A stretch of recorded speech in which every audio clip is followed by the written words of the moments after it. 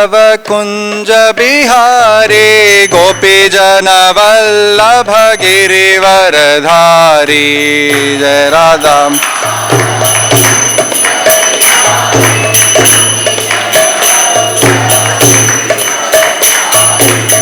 यशोदानंदन व्रज जन रंजना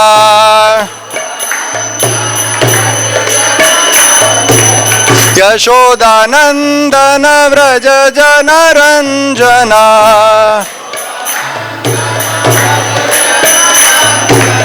यमुना तीरवनचारी यमुना तीरा जय राधा माधव कुंज विहारी गोपी जन वल्लभ गिरिवरधारी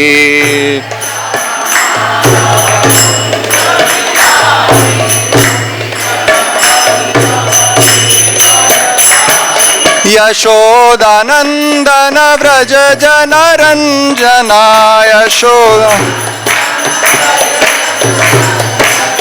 यशोदानंदन व्रज जन रंजना यशोदान यमुना तीरावनचारी यमुना तीराव हरे कृष्ण कृष्ण कृष्ण हरे हरे हरे राम राम राम हरे हरे हरे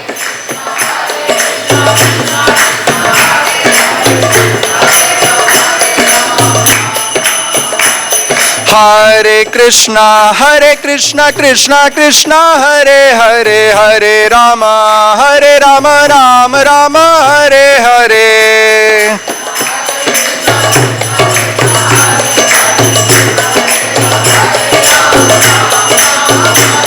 हरे कृष्ण कृष्ण कृष्ण हरे हरे हरे राम राम राम हरे हरे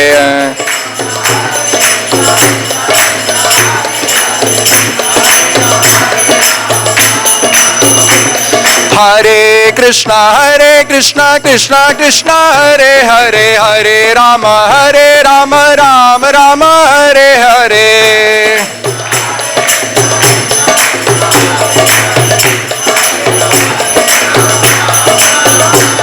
हरे कृष्ण कृष्ण कृष्ण हरे हरे हरे राम राम राम हरे हरे हरे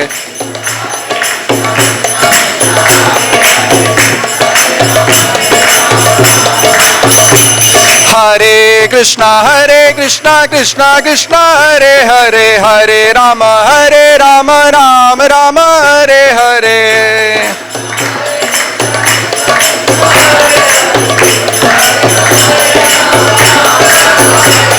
हरे कृष्ण कृष्ण कृष्ण हरे हरे हरे राम राम राम हरे हरे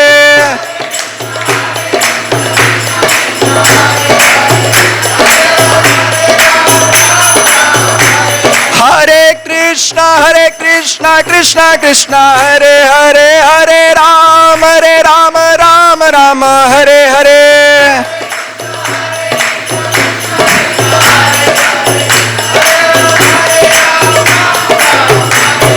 हरे कृष्ण कृष्ण कृष्ण हरे हरे हरे राम राम राम हरे हरे हरे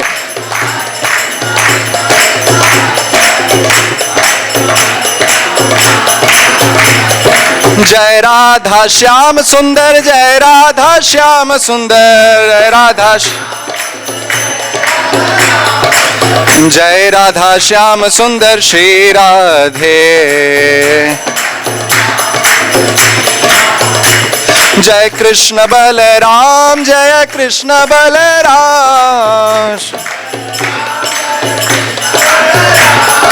कृष्ण बलराम जय कृष्ण बलराम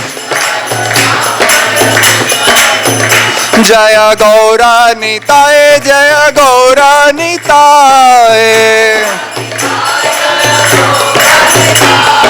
गौरनिताय जय गौरनिताय। जय प्रभुपाद जय जय प्रभुपाद प्रभुपाद। जय प्रभुपाद जय श्रील प्रभुपाद। निताय गौर हरि बोल निताय गौर हरि बोल हरि बोल निताय गौर हरि बोल निताय गौर हरि बोल।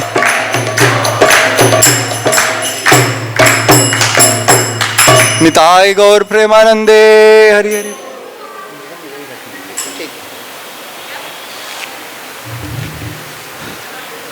ओम अज्ञानतिमिरन्धस्य ज्ञानाञ्जनशलाकया चक्षुरुन्मीलितं येन तस्मै श्रीगुरवे नमः। नमः ओम विष्णुपादाय कृष्णप्रेष्ठाय भूतले श्रीमते भक्तिवेदांत स्वामीति नामिने। नमस्ते सारस्वते देवे गौरप्रचारिणे निर्विशेष। नमो महावदन्याय कृष्ण प्रेम प्रदायते कृष्णाय कृष्ण चैतन्य नामने गौरतुषे नमः। हे कृष्ण करुणा सिंधु दीनबंधो जगत्पते गोपेश गोपिका राधा कांत नमोस्तुते। तप्त कांचन गौरांगी राधे वृंदावनेश्वरी वृषभानुसुते देवी प्रणमामि हरिप्रिये। वाञ्छाकल्पतरुभ्यश्च कृपा सिन्धुभ्य एव च पतितानां पावनेभ्यो वैष्णवेभ्यो नमो नमः। जय श्री कृष्ण चैतन्य प्रभु नित्यानंद श्री अद्वैत गदाधर श्रीवासादि गौरभक्तवृंद। हरे कृष्णा कृष्णा कृष्णा हरे हरे हरे राम राम राम हरे हरे हरे कृष्णा। तो आज हम लोग श्रीमद् भगवद गीता 12वें अध्याय का 9वां श्लोक पढ़ रहे हैं। जिनके पास भी यह श्लोक आपके मोबाइल में होगा, क्योंकि आज हमारे पास स्क्रीन नहीं है, तो जिनके पास भी श्लोक है वो श्लोक निकाल करके आवृत्ति कर सकते हैं। अथ चित्तं समाधातुं न शक्नोषि मयि स्थिरम् अभ्यासयोगेन ततो मामिच्छाप्तुं धनञ्जय। अथ चित्तं समाधातुं न शक्नोषि मयि स्थिरम् अभ्यासयोगेन ततो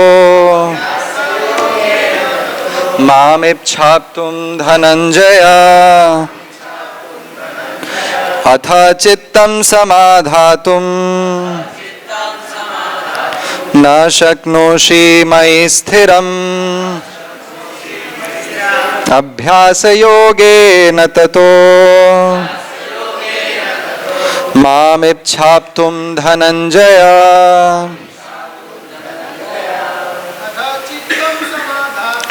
अथ चित्तं समाधातुं न शक्नोषि मयि स्थिरम् अभ्यासयोगेन ततो मामिच्छाप्तुं धनञ्जय। अथ चित्तं समाधातुं न शक्नोषि मयि स्थिरम् अभ्यासयोगेन ततो मामिच्छाप्तुं धनञ्जय।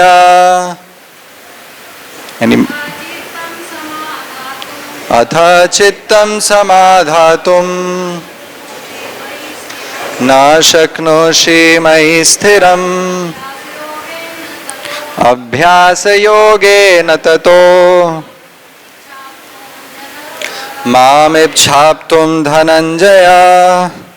अथ यदि अतः चित्तम मन को समाधातुम स्थिर करने में न नहीं शक्नोषि समर्थ नहीं हो मई मुझ पर स्थिरम स्थिर भाव से अभ्यास योगेन भक्ति के अभ्यास से ततः तब माम मुझको इच्छा करो आप तुम प्राप्त करने की धनंजय हे संपत्ति के विजेता अर्जुन।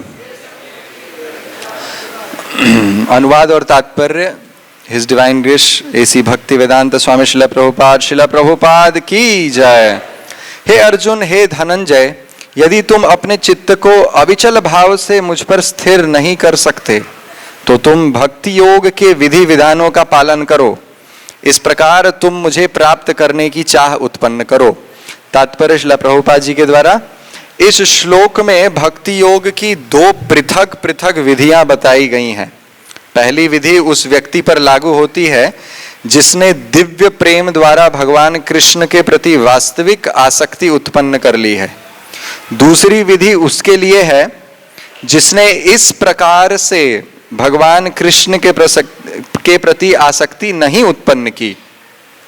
इस द्वितीय श्रेणी के लिए नाना प्रकार के विधि विधान हैं जिनका पालन करके मनुष्य अंततः कृष्ण आसक्ति अवस्था को प्राप्त हो सकता है। भक्ति योग इंद्रियों का परिष्कर संस्कार है। संसार में इस समय सारी इंद्रियां सदा अशुद्ध हैं क्योंकि वे इंद्रिय तृप्ति में लगी हुई हैं, लेकिन भक्ति योग के अभ्यास से ये इंद्रियां शुद्ध की जा सकती हैं और शुद्ध हो जाने पर वे परमेश्वर के सीधे संपर्क में आती हैं। इस संसार में रहते हुए मैं किसी अन्य स्वामी की सेवा में रत हो सकता हूँ, लेकिन मैं सचमुच उसकी प्रेम पूर्ण सेवा नहीं करता। मैं केवल धन पाने के लिए सेवा करता हूँ और वह स्वामी भी मुझसे प्रेम नहीं करता। वह मुझसे सेवा कराता है और मुझे धन देता है, अतएव प्रेम का प्रश्न ही नहीं उठता। लेकिन आध्यात्मिक जीवन के लिए मनुष्य को प्रेम की शुद्ध अवस्था तक ऊपर उठना चाहिए।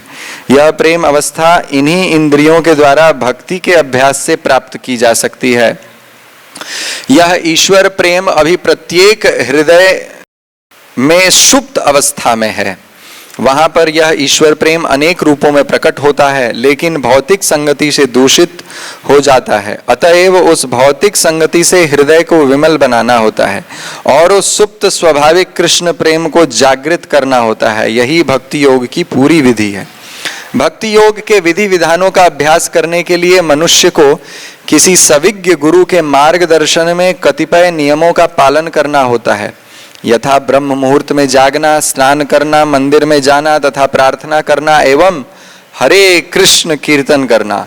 फिर अर्चा विग्रह पर चढ़ाने के लिए फूल चुनना, अर्चा विग्रह पर भोग चढ़ाने के लिए भोजन बनाना, प्रसाद ग्रहण करना आदि। ऐसे अनेक विधि विधान हैं जिनका पालन आवश्यक है। मनुष्य को शुद्ध भक्तों से नियमित रूप से भगवत गीता तथा श्रीमद् भागवत सुनना चाहिए। इस अभ्यास से कोई भी ईश्वर प्रेम के स्तर तक उठ सकता है और तब भगवत धाम तक उसका पहुंचना ध्रुव है। विधि विधानों के अंतर्गत गुरु के आदेशानुसार भक्ति योग का यह अभ्यास करके मनुष्य निश्चय ही भगवत प्रेम की अवस्था को प्राप्त हो सकेगा। श्रील प्रभुपाद की जय। हरे कृष्णा। सारे वैष्णवों को मेरा सादर दंडवत प्रणाम। आज हम लोग श्रीमद् भगवत गीता के 12वें अध्याय से 9वें श्लोक का अध्ययन कर रहे हैं। यह श्रीमद् भगवत गीता का जो 12वां अध्याय है यह भक्ति योग है। पूरे गीता में 18 अध्यायों में पहले 6 अध्याय कर्म योग हैं, अंतिम के 6 ज्ञान हैं और बीच के 6 भक्ति हैं। और उनमें भी विशेष 12वां अध्याय भक्तों के लिए कैसे भक्ति योग का आचरण करना चाहिए उसके विषय में है। तो इसके पूर्व के श्लोक में हम सुन चुके हैं, मय्येव मन आधत्स्व मयि बुद्धिम निवेशय निवशिष्यसि मय्येव अत ऊर्ध्वं न संशय।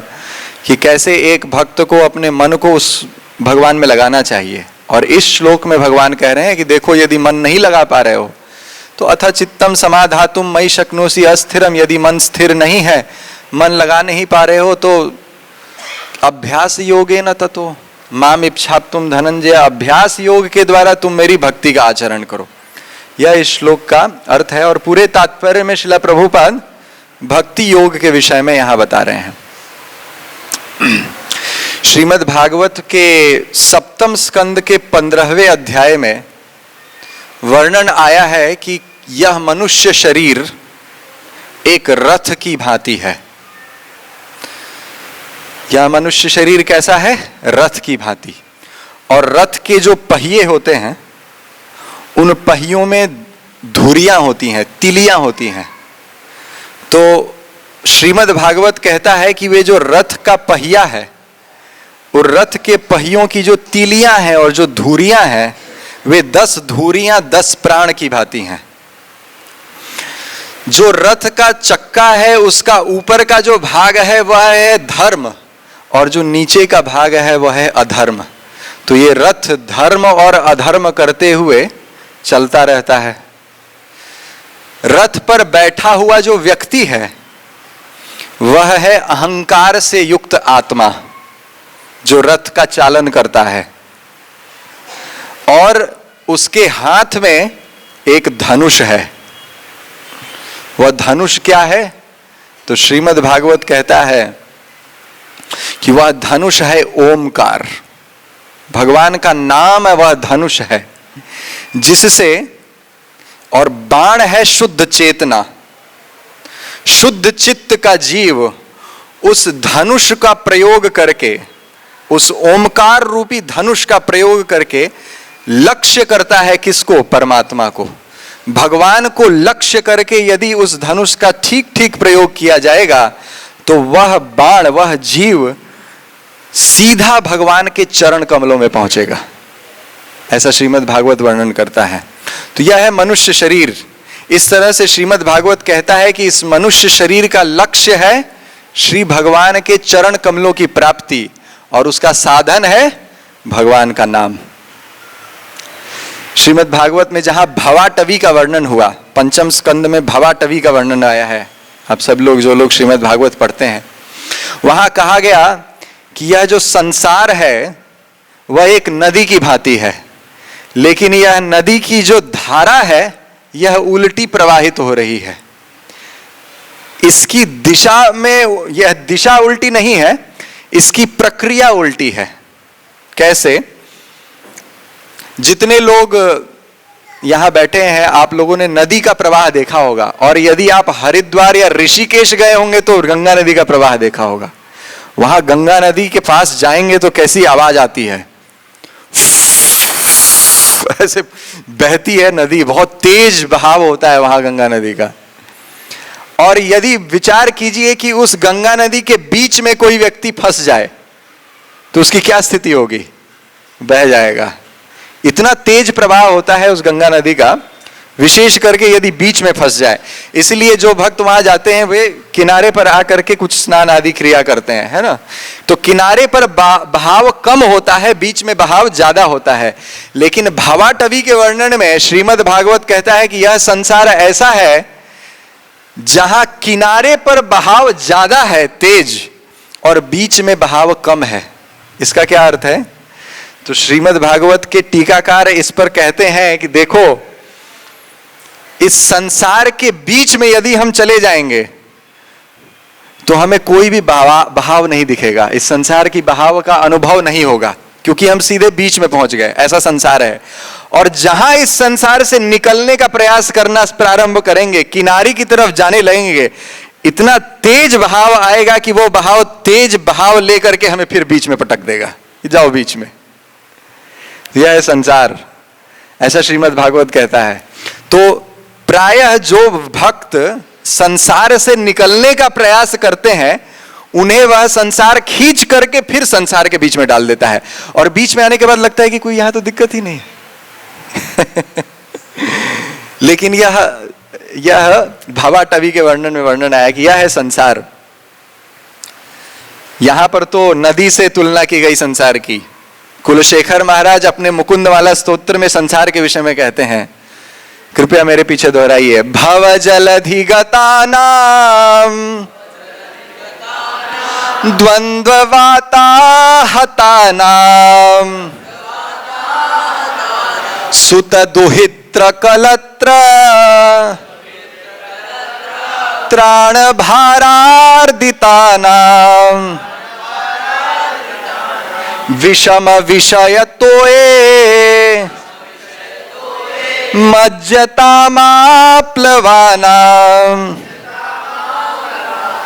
भवति शरणमेको विष्णुपोतो नराणाम। तो ऐसे संसार सागर का वर्णन करते हैं कुलशेखर महाराज। वे कहते हैं कि भव जलधि गतानाम, जीवों की क्या स्थिति है, वे भव सागर के बीच में फंस गए हैं। भव जलधि गतानाम, और जैसे कोई व्यक्ति, यदि किसी व्यक्ति को समुद्र का अनुभव है, सागर का अनुभव है, द्वंद्व वाताहतानाम, बहुत तेज हवाएं चलती हैं समुद्र में, तो यहां पर भी इस संसार सागर में द्वंद्व रूपी तेज हवाएं हमेशा चपेटा मारती हैं उस व्यक्ति को। तो एक व्यक्ति की कल्पना कीजिए जो समुद्र के बीच में फंसा हो और उसे सुख दुख मान अपमान इन सब द्वंद्वों के द्वारा बार बार पटका जा रहा हो, उसकी क्या स्थिति होगी? क्या वो डूबने से बचेगा? नहीं।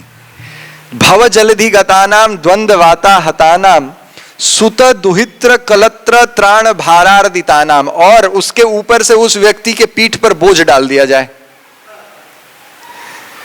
तो ये बोझ क्या है? वो कहते हैं सुत दुहित्र कलत्र, ये जो भौतिक संबंध हैं जो हमें कृष्ण से दूर ले जाते हैं, वे ही वो बोझ हैं।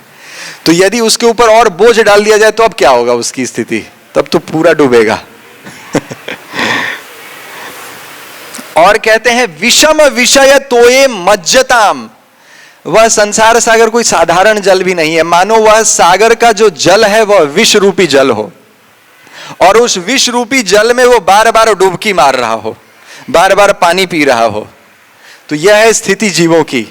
तो ऐसी स्थिति में पड़ा हुआ मनुष्य, उसके लिए एकमात्र शरण कौन है? तो कहते हैं विष्णु पोतो नराणाम, एकमात्र शरण ऐसे व्यक्ति को बचाने के लिए यदि कोई नाव आ जाए तभी वो बच सकता है। और वह नाव क्या है? वो है भगवान श्री विष्णु का नाम। हरे कृष्णा कृष्णा कृष्णा हरे हरे, हरे राम राम राम हरे हरे। तो कुलशेखर महाराज कहते हैं भव जलधि गतानाम, ऐसे जलधि में पड़े हुए हम लोगों के लिए एकमात्र नाव है विष्णु पोतो नराणाम। अब कुलशेखर महाराज एक और बात कहते हैं। वे कहते हैं तृष्णा तोये मदन पवनो धूत मोहोर्मि माले दारावर्ते तनय सहजा ग्राह संघा कुलेच संसार आख्ये महति जलधौ मज्जताम आप्लवानाम मज्जताम नस्त्री धामन पादाम भोजे वरद भवतो भक्ति नावम प्रयच्छ। कुलशेखर महाराज उसके आगे के श्लोक में कहते हैं कि हे प्रभु, मैं इस संसार सागर में डूबा जा रहा हूं, और ये जो भौतिक संबंध है ये ग्राह की तरह है। यदि कोई सागर में फंस जाए और उसके ऊपर से उसे घड़ियाल पकड़ ले तो ये भौतिक संबंध मुझे घड़ियाल की भांति खाए जा रहे हैं।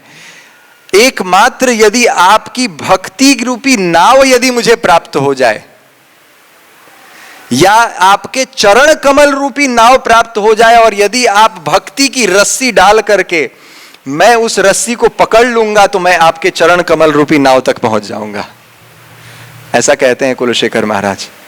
तो यदि कोई पूछे कुलशेखर महाराज से कि ठीक है हमें भक्ति तो करनी है, तो भक्ति कैसे करें, भक्ति का क्या अर्थ है, तो कुलशेखर महाराज आगे कहते हैं हे मर्त्या परमं हितं शृणुतु वः वक्ष्यामि संक्षेपतः संसारार्णवमापदूर्मि बहुलं सम्यक् प्रविश्य स्थिता। कुलशेखर महाराज कहते हैं हे मर्त्या, हे मर्त्यों, मर्त्य का अर्थ होता है जो मरणशील है उसे मर्त्य कहते हैं। हम लोगों का एक ही क्वालिफिकेशन है कि हम मर सकते हैं यही योग्यता है, इसीलिए हमें मर्त्य कहा जाता है और इस लोक को मर्त्य लोक कहा जाता है। तो वे कहते हैं, हे मर्त्या परमम हितम शुणु तुम्हें, सुनो सुनो सुनो सुनो, मैं तुम्हें परम हित की बात बताने वाला हूं।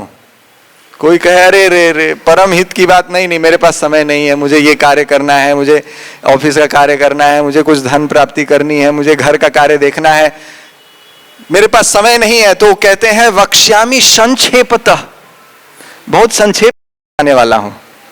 आजकल सब कुछ संक्षेप में चाहिए सब लोग चाहते हैं कि बड़े संक्षेप में हमें सारा ज्ञान प्राप्त हो जाए, 30 सेकंड में, शॉर्ट्स में ही सारा ज्ञान ले लेंगे तो वे कहते हैं हाँ हाँ ठीक है, कोई बात नहीं, तुम्हारे पास समय नहीं है तो मैं बहुत संक्षेप में बता रहा हूं। संसारार्णवमापदूर्मि बहुलम सम्यक प्रविश्य स्थिता। वे कहते हैं कि देखो तुम्हारी क्या स्थिति है इस संसार रूपी समुद्र में। संसार आर्णवम आपद ऊर्मि, इस संसार समुद्र में आपदाओं की लहरें हैं, आपदाओं की लहरों की चपेट में तुम फंसे हुए हो। तो जीव कहता है हाँ हाँ सही, आप सही कहते हैं, यहां हर एक क्षण कोई ना कोई आपदा है।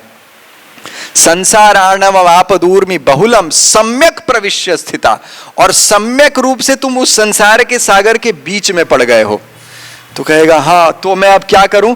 तो कहते हैं नाना ज्ञान अपास्य चेतसि नमो नारायणा इत्यमुम मंत्रः स प्रणव प्रणाम सहितम प्रावर्त्य मध्वम मोहो। तो कुलशेखर महाराज उस जीव की स्थिति को बताकर के कहते हैं कि देखो अब कोई कार्य, सारे कार्य बंद कर दो। नाना ज्ञानम अपास्य, अब ये ज्ञान अर्जन करना बंद कर दो। ये जो अहम ब्रह्मास्मि इत्यादि का ज्ञान अर्जन करना बंद करो। नाना ज्ञानम अपास्य।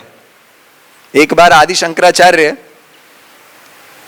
वाराणसी पहुंचे, तो वाराणसी के दशाश्वमेध घाट पर जब वो गए तो एक व्यक्ति वहां संस्कृत के सूत्रों को याद कर रहा था। उसे देख करके, वह व्यक्ति 80 साल का बूढ़ा व्यक्ति था, उसे देख करके आदि शंकराचार्य इतने उत्तेजित हो गए कि उनके मुख से निकला भज गोविंदम भज गोविंदम गोविंदम भज मूढ़मते। वे कहते हैं भज गोविंदम, अरे मूढ़मती, अरे अब तुम्हारी उम्र हो गई, तुम्हारे आयु हो गई 80 वर्ष की, अब तो भजन कर लो भगवान का। नहीं नहीं रक्षति दुक्कृण करने, वो एक सूत्र याद कर रहा था, दुक्कृण करने दुक्कृण करने दुक्कृण करने। दुक्कृण धातु का अर्थ करने अर्थ में होता है, यह बार बार याद कर रहा था। तो वो कहते हैं संप्राप्ते सन्निहिते काले नहीं नहीं रक्षति दुक्कृण करने। तो भज गोविंदम, वहां पर भी कहते हैं गोविंद का भजन कर लो क्योंकि अब तुम्हारे पास समय कम है। और इसीलिए कुलशेखर महाराज कहते हैं नाना ज्ञानम अपास्य, अब ये संस्कृत के सूत्रों को याद करना बंद करो। नाना ज्ञानम अपास्य चेतसी, सब कुछ हटा करके नमो नारायणाय, ओम नमो नारायणाय, इस मंत्र का जप प्रारंभ करो।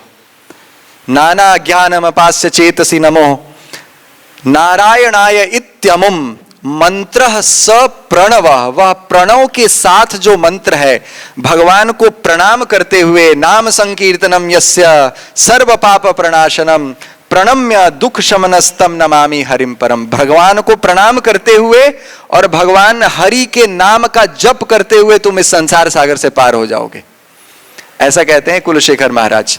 तो कुलशेखर महाराज भी बार बार भक्ति के लिए प्रेरित करते हैं।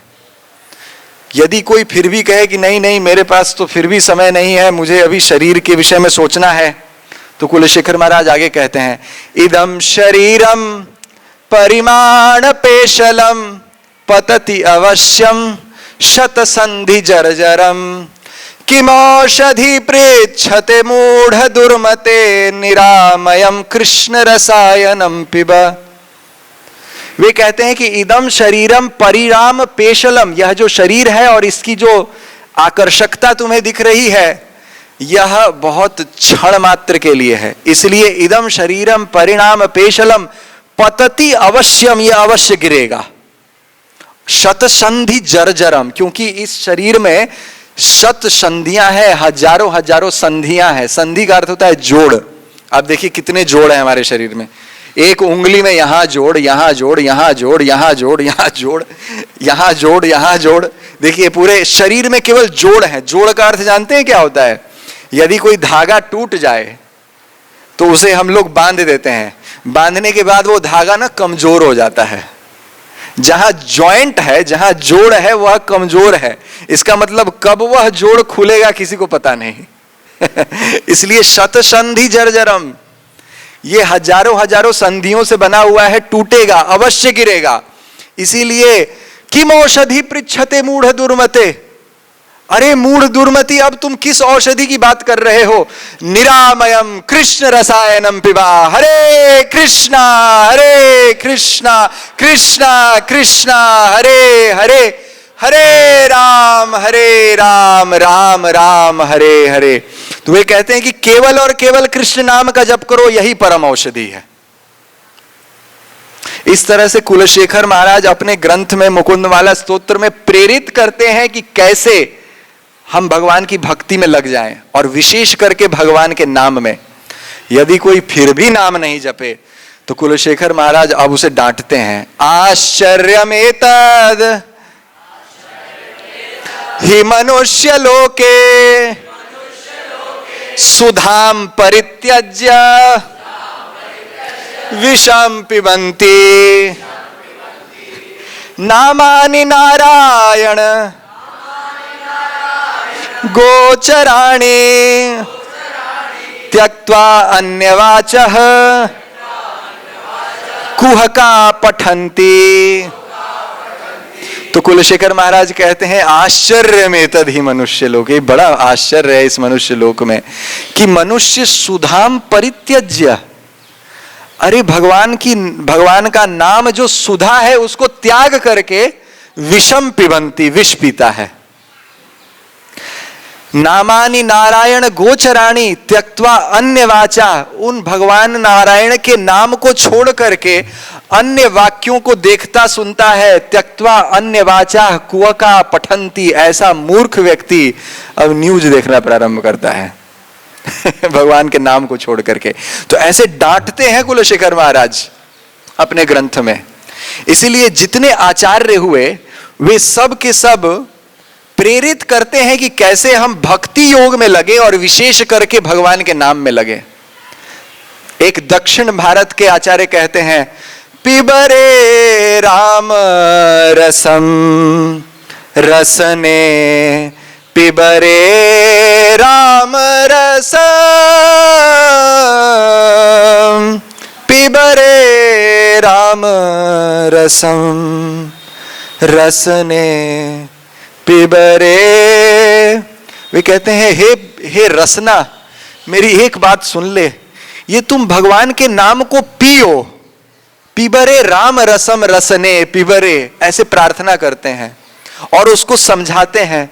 जन्म मरण भय शोक विदूरम, जन्म मरण भय शोक विदूरम, सकल शास्त्र निगमागम सारम, सकल शास्त्र निगमागम सारम पिबरे राम रसम। हे रसने, ये राम रस का तू ग्रहण कर, तू उसे पी। यह सकल शास्त्र का सार है, निगम आगम जितने शास्त्र हैं उन सब का सार है भगवान का नाम। शुद्ध परमहंस आश्रम गीतम, शुद्ध परमहंस आश्रम गीतम, शुक सौनक कौशिक मुख पीतम, सुख शौनक कौशिक मुख पीतम। वे कहते हैं ये शुकदेव गोस्वामी, शौनक आदि ऋषि कौशिक आदि ऋषि, ये सब के सब भगवान का नाम ग्रहण कर रहे हैं। ये शुद्ध परम हंसों का यह मार्ग है। हे जिह्वा मेरी बात मान ले। पिबरे राम रसम रसने, पिबरे राम रसम। ऐसे आचार्य गण अपनी जिह्वा से प्रार्थना कहते हैं। एक और आचार्य कहते हैं, हे जिह्वे रस सारज्ञ, सर्वदा मधुर प्रिय, श्री कृष्ण नाम पीयूषम, जप जिह्वे निरंतरम।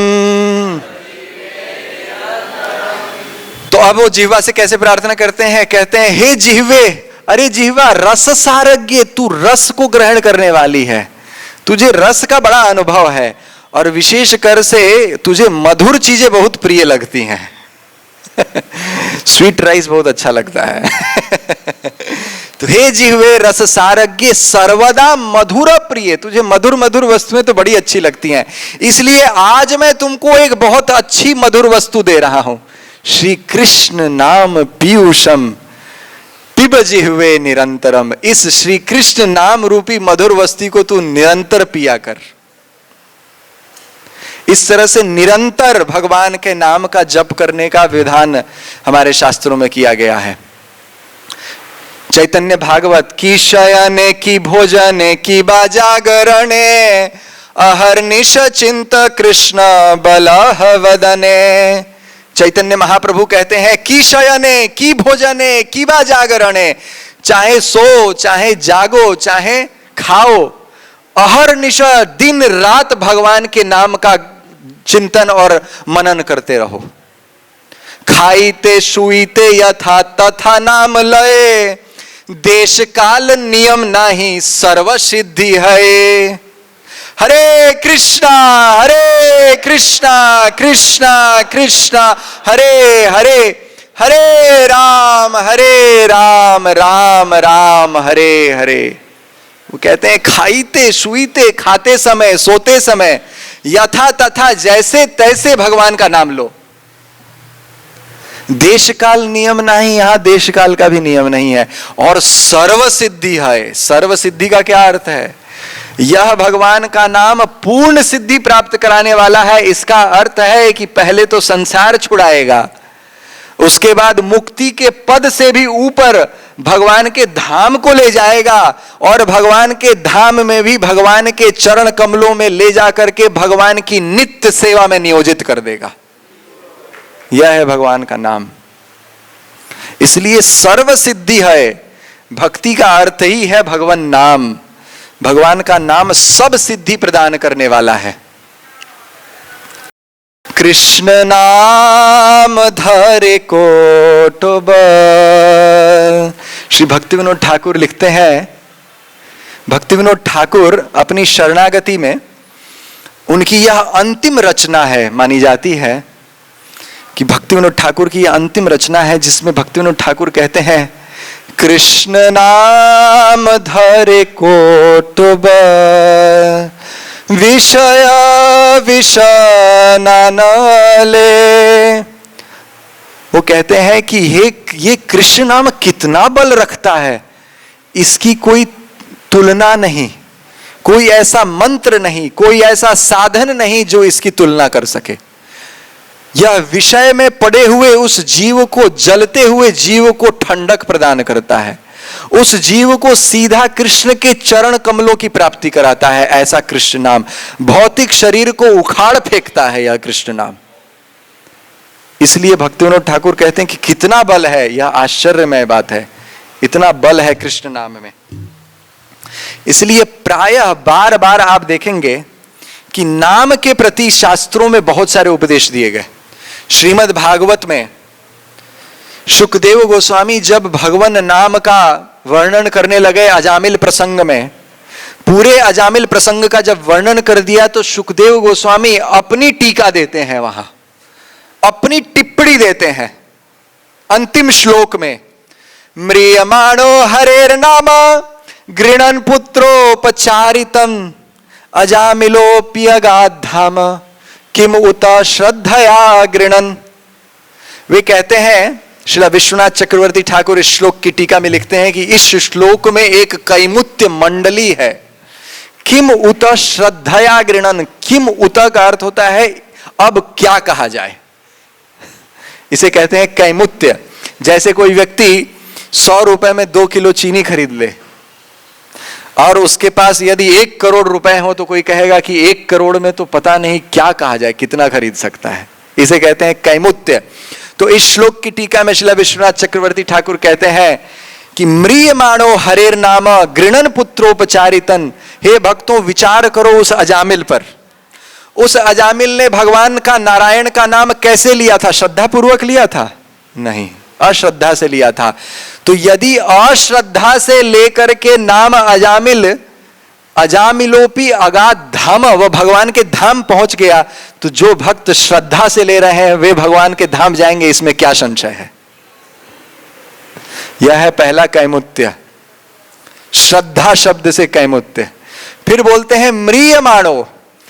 म्रियमाण का अर्थ है वह अजामिल कैसा था? वह मरने वाला था, मरणशील था, मृत्यु शैया पर सोया हुआ था। यदि मृत्यु शैया पर सोया हुआ अजामिल भगवान के नाम को जप करके यदि भगवान के धाम पहुंच गया, तो जो जीते जी आप जैसे भक्त भगवान का नाम जप कर रहे हैं वे भगवान के धाम जाएंगे, इसमें क्या संशय है? किम होता। यह है दूसरा कैमुत्य, म्रियमाणो हरेर नाम।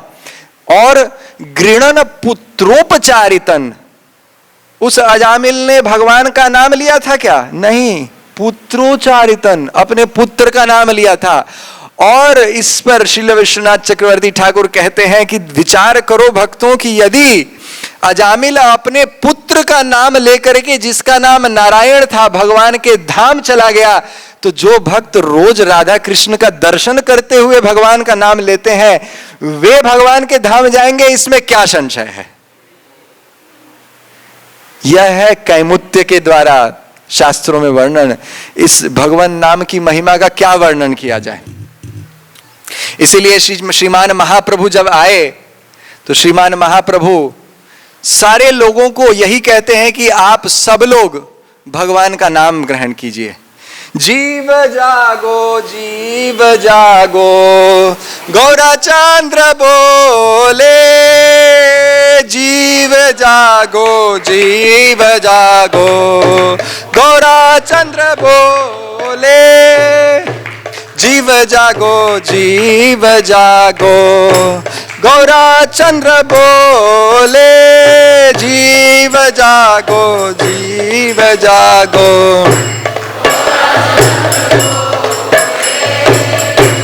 कत निद्रा जाओ माया पिशाची रकोले, कत निद्रा जाओ माया जीव जागो जीव जागो गौराचंद्र बोले, जीव जागो जीव जागो।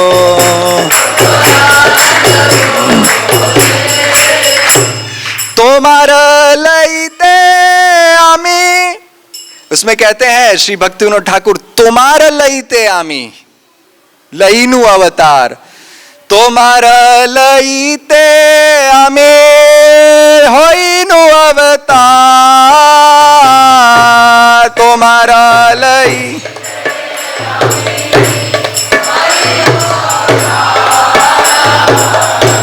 आमी बिना बंधु आर के आछे तोमार,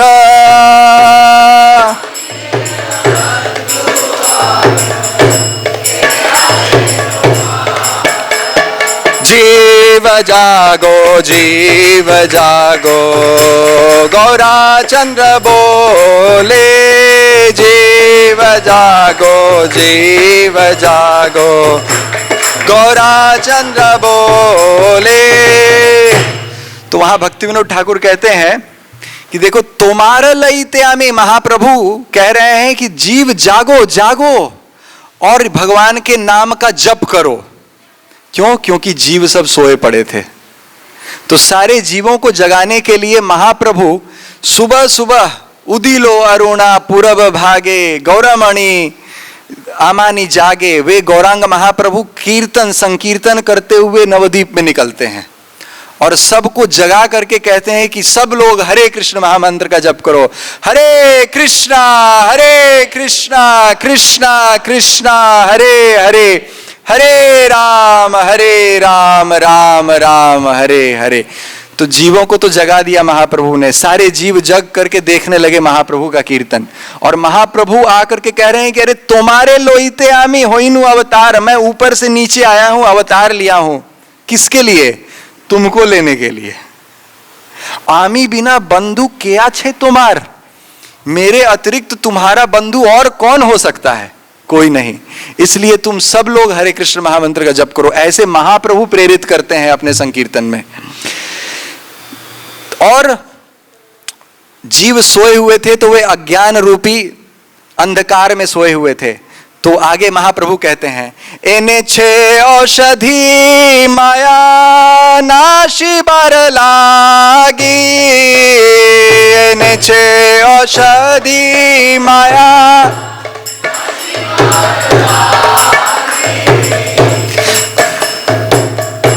हरि नाम महामंत्र लाओ तो मैं मागे, हरि नाम महामंत्र लाओ तो मैं मांगे।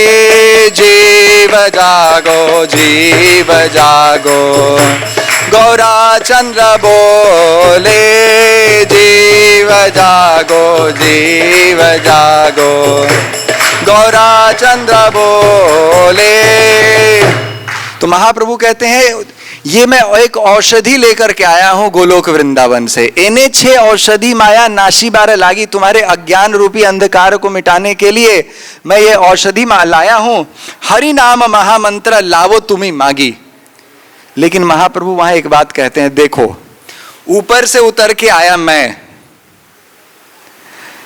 फिर तुम सब सोए पड़े थे तो मैं कीर्तन करके सब तुम लोगों को जगाया, तुम्हारे अज्ञान को भी दूर किया। अब तुम ऊपर ही रहोगे, ऊपर से देखते रहोगे, आकर के संकीर्तन भी करोगे। तो यहां आकर के महाप्रभु वहां पर भक्ति विनोद ठाकुर लिखते हैं कि हरि नाम महामंत्र लाओ तुम्ही मांगी, तुम्हारे तरफ से भी तो कुछ होना चाहिए। तुम आओ इस संकीर्तन में और आकर के हरि नाम मुझसे ले जाओ, ऐसा महाप्रभु कहते हैं। लेकिन हम जीव इतने आलसी कि महाप्रभु बुला रहे हैं कीर्तन करने के लिए, लेकिन हम फिर भी आलस में ऊपर खड़े हैं कि देख रहे हैं। जैसे आप लोगों ने देखा होगा कई लोग जो उठने के बाद भी वो प्रायः सोए रहते हैं तो इसी प्रकार से हमारी स्थिति हो गई है। महाप्रभु आकर के हरिनाम संकीर्तन दे गए, लेकिन हम फिर भी हरिनाम संकीर्तन नहीं करते हैं। लेकिन जो बुद्धिमान भक्त होते हैं वे जाकर के महाप्रभु से वह नाम रूपी औषधि ग्रहण कर लेते हैं। और ऐसे बुद्धिमान भक्त हैं भक्ति विनोद ठाकुर। तो आगे कहते हैं, भक्ति विनोद प्रभु चरणे पोड़िया, भक्ति विनोद प्रभु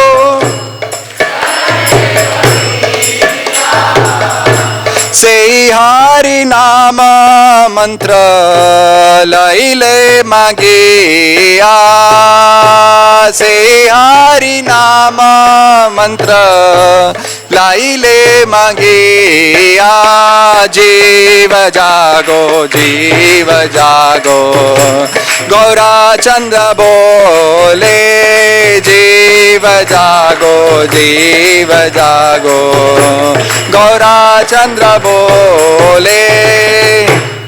तो यहां देखिए भक्ति विनोद ठाकुर क्या कहते हैं, भक्ति विनोद ठाकुर चरणे पुड़िया। जो बुद्धू हैं वे तो ऊपर देख रहे हैं कि महाप्रभु आ रहे हैं, संकीर्तन कर रहे हैं और जा रहे हैं।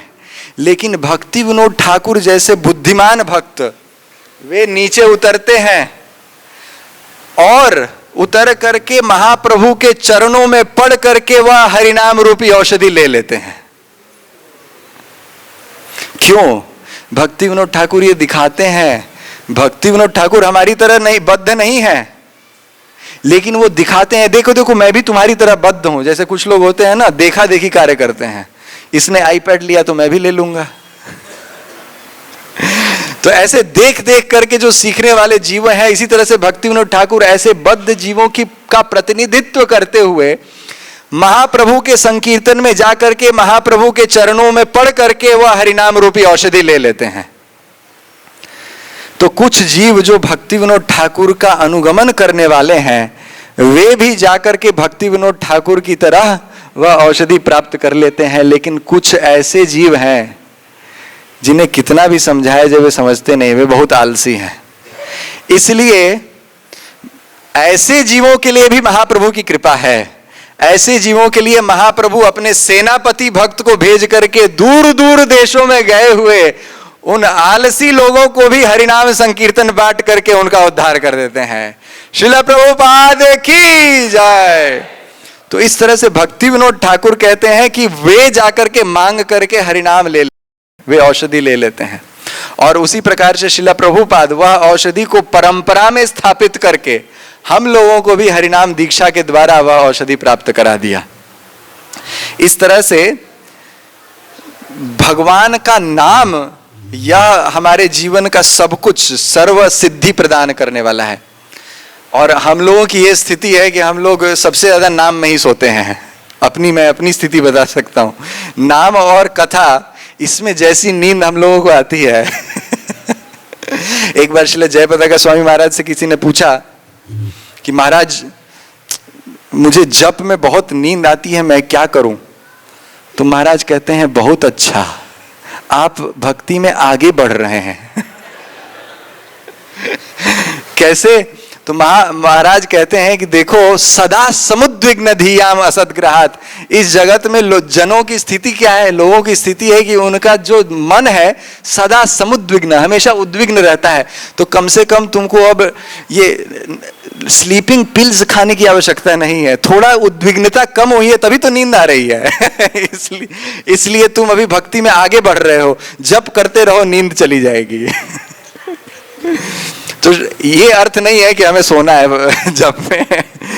तो इस तरह से हमारे आचार्य प्रेरित करते हैं कि कैसे भी कैसे हम भगवान के नाम को ग्रहण करें। अब कोई प्रश्न करे कि भगवान के नाम को कैसे ग्रहण किया जाए, तो भगवान के नाम को ग्रहण करने में सबसे श्रेष्ठ उदाहरण यदि देखा जाए शास्त्रों में है तो वह है गजेंद्र का। गजेंद्र, उस ग्राह के द्वारा उनका चरण कमल पकड़ा गया था। और प्रायः हम लोगों की भी ऐसी स्थिति है, संसार का ग्राह हमारे चरण को पकड़ा हुआ है। और ऐसा कहा जाता है कि जब आयु बढ़ने लगती है तो मृत्यु भी चरण से ही प्रवेश करती है। सबसे पहले व्यक्ति का चलना बंद हो जाता है, एक दो पैर रहता है तो एक तीसरा पैर लेना पड़ता है। तो ऐसे ही मृत्यु उस पैर को पकड़ी हुई है, ग्राह की तरह हमारे भी पैरों को पकड़ी हुई है। लेकिन उस स्थिति में गजेंद्र ने कैसे जप किया, श्रीमद् भागवत वर्णन करता है। उच्छिप्य सांबुज करम गिरमाह कृच्छ्रन नारायण अखिल गुरो भगवन नमस्ते। श्री गजेंद्र जब वहां उस तालाब में थे तो उन्होंने जब देखा कि अब मैं छूट नहीं सकता, अब मेरे छूटने का कोई उपाय नहीं बचा, तो उन्होंने सामने में एक कमल का फूल देखा और उच्छिप्य सा अंबुज करम, उस कमल के पुष्प को लेकर के अपने सूंड से उठाया और ऐसे ऊपर देख करके वैकुंठ की तरफ अपना ध्यान करके कहा, नारायण अखिल गुरु भगवन नमस्ते। हे नारायण, हे अखिल गुरु, मैं आपको प्रणाम करता हूं। तो जब भगवान ऐसे आर्त स्वर से नाम को सुनते हैं तो उनमें एक त्वरा देखी जाती है, उनमें ऐसी जल्दीबाजी देखी गई कि वे भगवान अपने वैकुंठ लोक को छोड़ करके दौड़ते हुए आए, गरुड़ पर सवार होकर के आए, बीच में गरुड़ का भी त्याग कर दिया कि अरे गरुड़ तू बहुत धीमा चल रहा है, और भगवान उस गरुड़ से कूद करके और सोचा कि कूदने से भी काम नहीं चला तो चक्र को चला करके ग्राह को मारा और गजेंद्र को अपने वैकुंठ धाम लेके चले गए। ये है गजेंद्र की आर्त पुकार। और इसी प्रकार की एक और आर्त पुकार शास्त्रों में वर्णित है, वह है द्रौपदी की आर्त पुकार। दुशासन जो 10,000 हाथियों का बल रखने वाला था, वह दुशासन जब द्रौपदी के सामने आया तो द्रौपदी क्या कर सकती थी?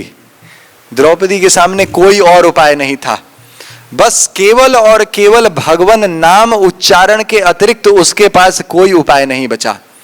और उस आर्त स्थिति में द्रौपदी ने भगवान के नाम का कैसे उच्चारण किया? गोविंदा द्वारकावासी, कृष्ण गोपी जना प्रिया, कौरवै परिभूता मां, किम न जानासि केशवा। तो द्रौपदी ने ऐसे पुकारा, हे गोविंद, हे द्वारकावासी, हे गोपी जन वल्लभ, मैं इस कौरवों के आर्णव में, इस कौरवों के समुद्र में फंस चुकी हूं। परिभूताए, मैं हार चुकी प्रभु, मैं पराजित हुई। किम न जानासि केशव, हे केशव, आप क्या नहीं जानते हैं, कृपा कीजिए, मुझे रक्षा कीजिए, मेरी रक्षा कीजिए।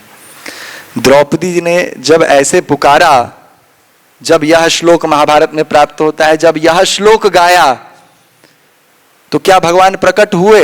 नहीं, भगवान नहीं प्रकट हुए। क्यों? एक आचार्य कहते हैं कि भगवान कहे, द्रौपदी तुम मुझे क्या कह रही हो? द्रौपदी कहती है, गोविंद द्वारकावासी। हे गोविंद, आप कौन है? द्वारकावासी हैं। तो द्वारका से आने में तो कुछ समय लगेगा ना इसलिए भगवान नहीं आए। तो द्रौपदी ने फिर से पुकारा और अब वो कहती है, हे नाथ, हे रमानाथ, व्रजनाथार्ति नाशना, कौरवार्णवदि भग्नम मां, उद्धरस्व जनार्दना। तो द्रौपदी ने दूसरा श्लोक गाया भगवान को पुकारने के लिए और इस बार कहती है, हे नाथ, हे रमानाथ, व्रजनाथार्थी नाशन। हे नाथ, हे रमानाथ, हे व्रज के नाथ, हे व्रज के जनों की आरती को दूर करने वाले, हे कृष्ण, आप मेरी रक्षा कीजिए। द्रौपदी ने दूसरी बार पुकारा और इस बार भी पुकारते समय द्रौपदी अपनी रक्षा कर रही थी। एक हाथ से उसने अपने वस्त्रों को ग्रहण किया हुआ था और अब भी कहती है कि हे प्रभु, आप मेरी रक्षा कीजिए, लेकिन फिर भी भगवान नहीं आए। क्यों? तो एक आचार्य कहते हैं कि इस बार भी द्रौपदी भगवान को थोड़ा नजदीक ले आई। अब कहती है, व्रजनाथ, आप व्रज के नाथ हैं, आप व्रज में रहते हैं। तो भगवान कहते हैं, ठीक है, व्रज के नाथ हैं तो थोड़ा समय तो लगेगा हस्तिनापुर आने में। तो अब द्रौपदी ने अपने उस वस्त्र को जो पकड़ी पड़ी थी, उस वस्त्र को भी द्रौपदी ने छोड़ दिया और अब अंतिम करुण स्वर से द्रौपदी के पास अब कोई रास्ता नहीं बचा। तो अब अंतिम उसने करुण स्वर से पुकारा, कृष्ण कृष्ण महायोगी, विश्वात्मन विश्व भावना, प्रपन्न पाहि गोविंद, कुरु मध्ये वसीदते।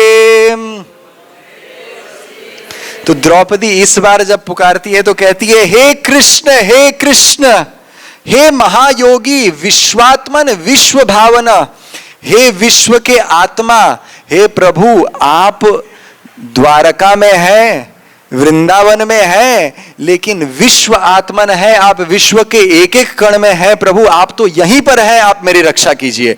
उसी क्षण भगवान वहां प्रकट हो गए। तो ये है द्रौपदी की पुकार और ये है गजेंद्र की पुकार। और जब ऐसी पुकार होती है तो भगवान क्षण भर में प्रकट हो जाते हैं। और इसीलिए भगवान नाम जप में जो तीव्रता है जितनी तीव्रता के साथ भगवान नाम का जप किया जाएगा उतनी जल्दी भगवान का नाम का प्राकट्य हमारे हृदय में हो जाएगा। हरे कृष्णा कृष्णा कृष्णा हरे हरे, हरे राम राम राम हरे हरे।